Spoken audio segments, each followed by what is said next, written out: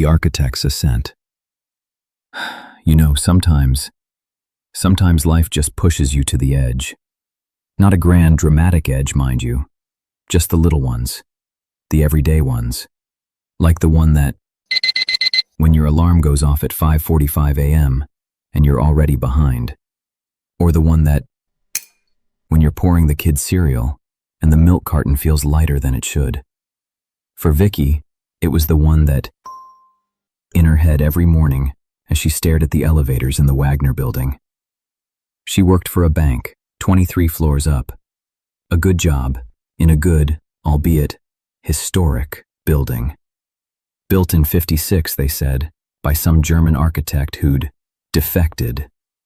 Sounds grand, doesn't it? But historic mostly just meant old, perpetually behind, and cheaper than the new glass towers across town. Her mornings were a blur. 2 kids, breakfast, getting them out the door, then a mad dash to the bus stop, a hurried goodbye, and then she'd practically fly downtown. 5 minutes to 8. That's when she hit the lobby. And that's when the real fun began. The lobby of the Wagner building at 5 to 8 was less a lobby and more a sardine can packed with stressed-out professionals. A river of suits and sensible shoes, all vying for the same 4 ancient elevators. Vicky, bless her petite frame, was always on the losing end. She'd get nudged, jostled, pushed aside. It was a daily ballet of passive aggression, and she was always the one left dancing alone. 20 minutes. 20 minutes usually to get on a lift, and 20 minutes late to work. Again. Her boss, a man whose face was permanently set to disappointed, would give her the same speech. Everyone else manages, Vicky. You need to leave earlier, or take the stairs. 23 flights, the sole provider for her family, a mortgage, 2 growing kids, and a husband who, well, we'll get to him. But even with that weight on her shoulders, the thought of 23 flights just made her want to crawl back into bed. That night she laid it out for him. You're taking the kids to school, she said. Danny, her husband, groaned. But I was planning on going to the employment office. Vicky just stared. He'd been out of work for nearly a year. The employment office usually meant a marathon session of online poker, the flicker of the screen illuminating his face in the dark, chasing some half-baked dream of being a professional Texas Hold'em player. She knew. She always knew. He saw the look in her eyes, the fire. He agreed. The next morning she was up even earlier, prodding Danny, cajoling him, practically dragging him out of bed. She left the house while it was still dark, arriving at the Wagner building before 7. The main entrance, usually a revolving door of humanity, was locked. She stood there, shivering slightly, when a figure emerged from the shadows inside. An old man, small and wiry, in a faded uniform. He unlocked the door with a jingle of keys, a faint smile on his lips. "Good morning," she said, grateful for the warmth. "Morning," he replied, his voice a gravelly whisper. He seemed to like talking. As they walked, he told her about his job, the building, the way things used to be. Unlocking doors as they went, a rhythmic click-clack that echoed in the empty halls. Then, he opened one she'd never seen before, tucked away, almost hidden. On the other side, an elevator. Not like the others. This one, it looked different, older, more ornate. "What's that one?" she asked, a flicker of curiosity. He just shook his head. "Don't you worry about that, miss. Special elevator. Only for one person." One person. The thought stuck with her. Imagine that. An entire elevator just for you. For a week, this became her routine. Early mornings, a brief chat with the old man, and then a quiet, stress-free ride up in one of the regular lifts. Her boss was raving. "Punctual, Vicky, finally." Then came the morning, the big presentation, 8 a.m. sharp, and Danny was gone. Had some job thing to do last night, he'd said. Never came home. So it was back to square one. Getting the kids ready, rushing them to drop off, a blur of motion and mounting panic. She arrived at the Wagner building at 7:52. The lobby was already a sea of humanity. No chance. Not a snowball's chance in hell. She wouldn't make it. Then, she remembered. The special elevator. She edged past the old man, who was watching the growing queue with a look of detached amusement. He didn't seem to notice her slip into the tucked-away hallway. She pressed the button. A soft ding. The doors opened. It was magnificent.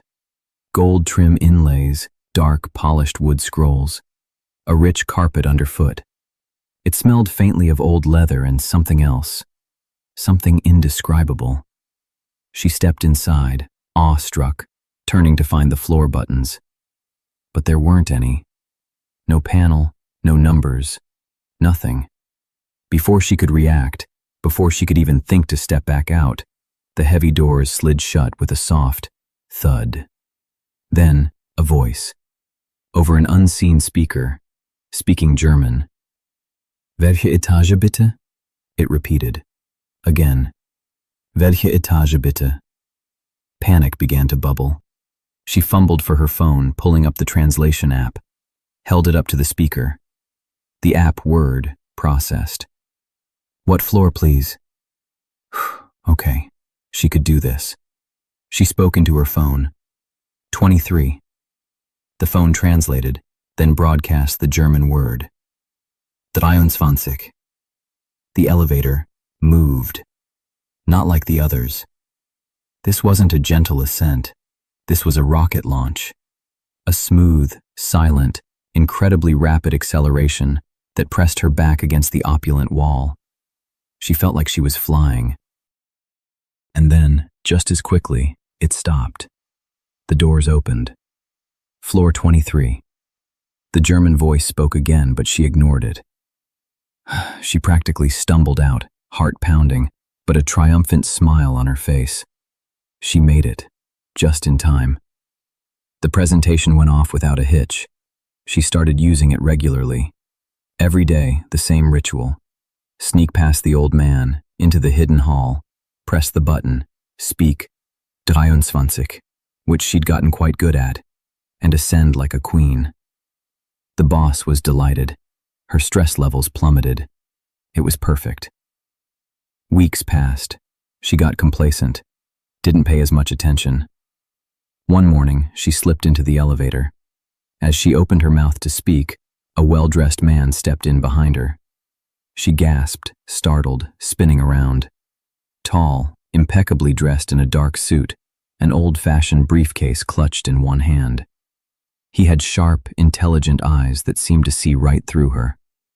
"Oh, I'm so sorry," she stammered. "I must have gotten on the wrong—" He smiled, a thin, almost imperceptible curve of his lips. "No problem at all, my dear. What floor do you need?" His English was perfect, unaccented. 23, she managed, her voice a little shaky. He nodded, then spoke a string of words in German, but she knew enough by now to recognize that he didn't say 23. He said something else, something longer. The doors closed. The elevator began to rise, and rise, and rise. It went on, well past the time it normally took to reach her floor. She glanced at the man, who was watching her with an unnerving intensity. "Lovely building, isn't it?" he said, his voice smooth as silk. "I find it quite enduring." "Yes," she said, her voice barely a whisper. "It is." He made polite conversation. Where she worked. Was she married? Normal questions. Then he started talking about the building, how his uncle was the famous Wagner, the one who built it, how it was a time capsule, a monument to a specific moment. Her heart was thrumming against her ribs. She was getting very nervous. "What's taking so long?" she finally blurted out. He just smiled, his eyes glinting. "These things, they take time, don't they?" to truly appreciate them. She pulled out her phone, shaking. No signal. Of course. Her fingers fumbled to start a recording, just in case. Just in case. What? She didn't know. The elevator shuddered slightly. The German voice came over the speaker. The doors slid open. The hallway looked familiar, but also not. She hurried out, desperate to escape. As she stepped off, the man said something to her in German. Then, with a soft thud, the doors closed behind her. She turned and screamed. Where the hallway should have continued, there was nothing. No more building. Just open scaffolding, girders, and beams reaching into a sky that was too bright, too cold. Below her, the city sprawled, but it wasn't her city. Landmarks she knew were gone. New, alien structures stood in their place. And the air, it smelled different, like steel and concrete and a strange kind of cold. She stumbled back, peering over the edge. Below, far, far below, construction crews swarmed. The building was being built, for the first time. She glanced back to where the elevator had been. Nothing, just a blank wall. Stranded. Her phone, still no signal. She fumbled, found the recording she'd made, used the built-in translation. The elevator's announcement. Floor 23, date, January 1st, 1955. And the man's final words to her, translated. I know you've been using my elevator. I don't think being late will be a problem for you anymore.